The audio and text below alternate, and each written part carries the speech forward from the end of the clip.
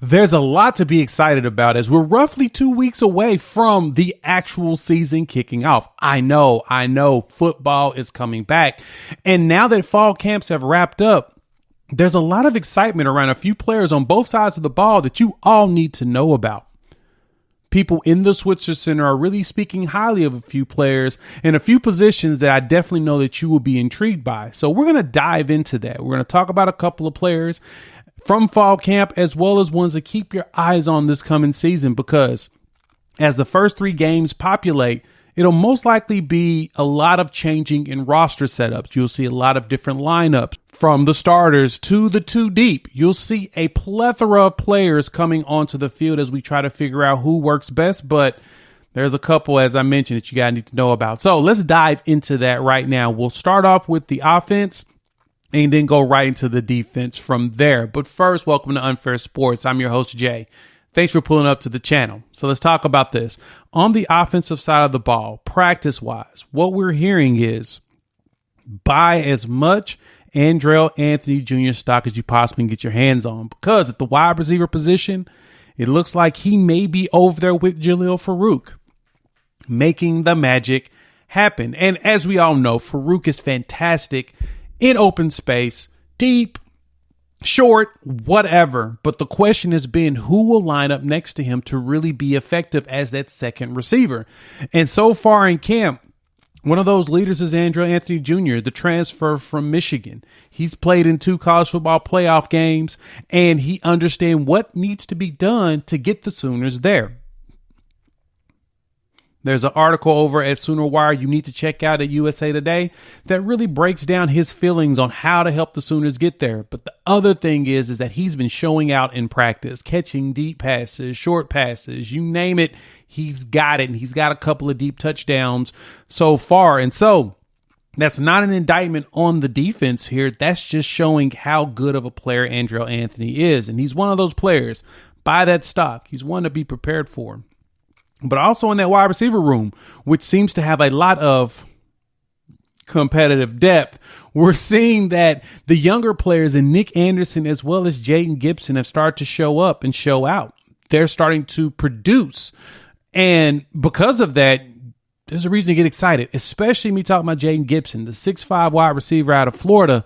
One of the things we've been worried about with him is his drops. But the way it's looking, he's fixing that problem. And with him fixing that problem, he may step up and become a starter some way midway through the season, or at least battle Andrel Anthony for that position, which I am, of course, excited about, because who doesn't want a 6'5" wide receiver who can run roughly a 4.5, almost 4.4 40 racing down the sidelines?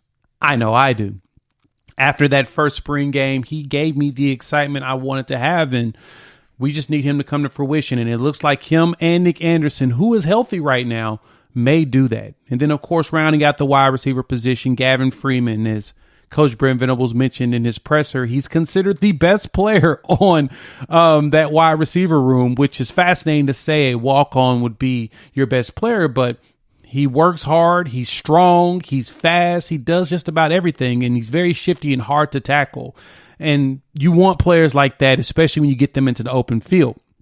So keep your eyes out for Gavin Freeman as well. But as we talk about hard to tackle and hard to catch, got to talk about this running back room. Now, this is probably one of the deeper rooms we've had here at Oklahoma. And it's funny because we had Brian Clinton from Heartland College Sports as well as OU Insider on the live show yesterday.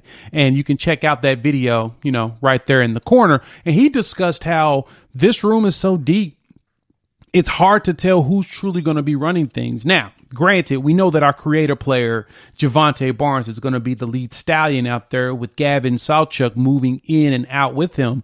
But behind him, you've got a few big dudes that you have some potential. If you're watching the video next to me, you probably saw the running backs go through that tunnel, go through the drill, and you notice there's some big guys coming through.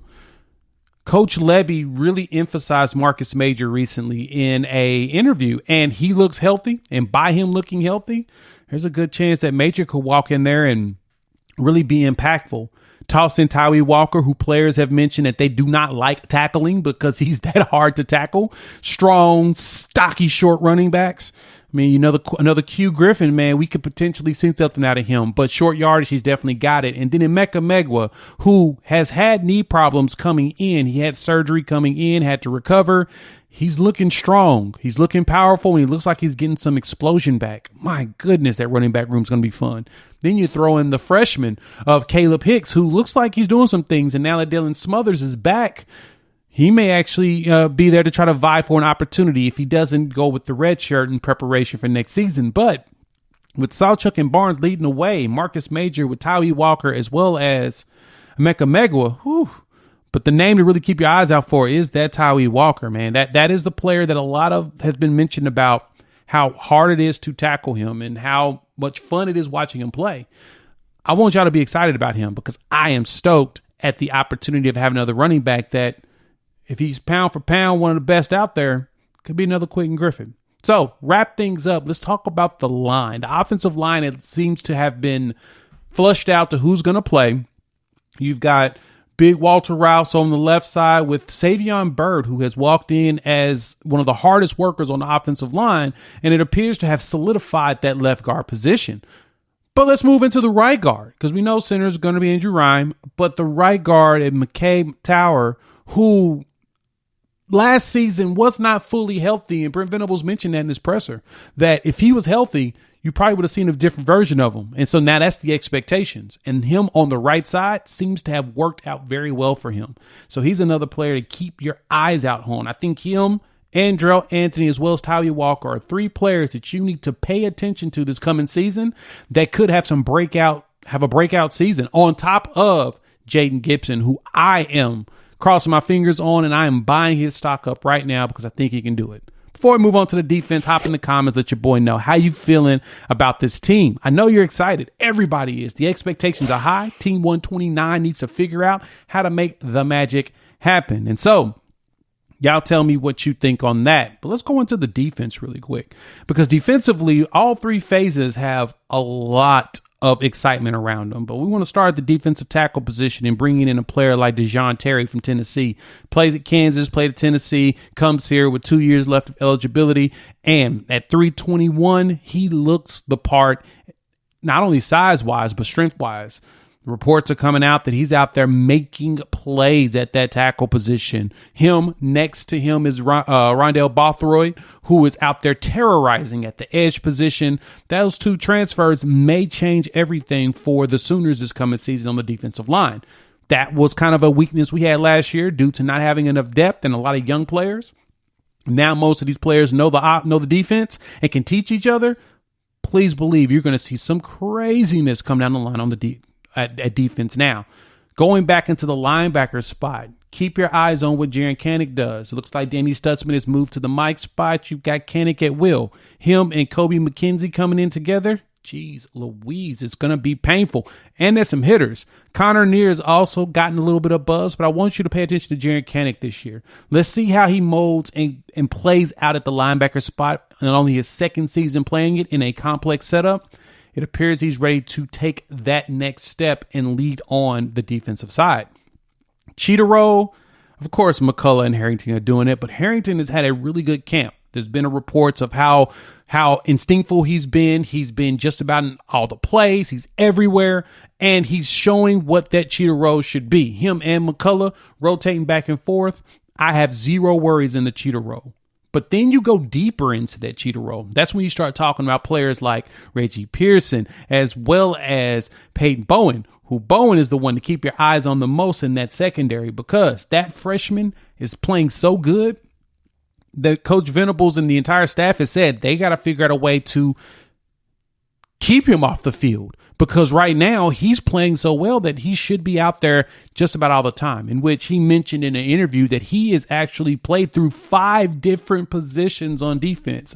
Five different positions, which tells me that they want him everywhere, and any opportunity to put him on the field, he's going to go out there. And so the excitement on this defense is a lot higher than it is on the offense. And I expect every single one of you to be stoked, just like I am coming into the year. So, well, that's the defense there. That's the offensive players to keep your eyes out for. Hop in the comments. Let your boy know, who are you keeping your eyes out on? Who do you think is going to be impactful this coming season? We would love to hear from you all. If you've made it this far, hit that like button. And if you're new to the channel, subscribe. We would love to have you join this college football family. More content's coming down the line because we're prepping for the season. So YouTube says watch one of these videos. It's one of our live shows and chats. Definitely should check it out here on this Monday. We'll talk soon. Peace.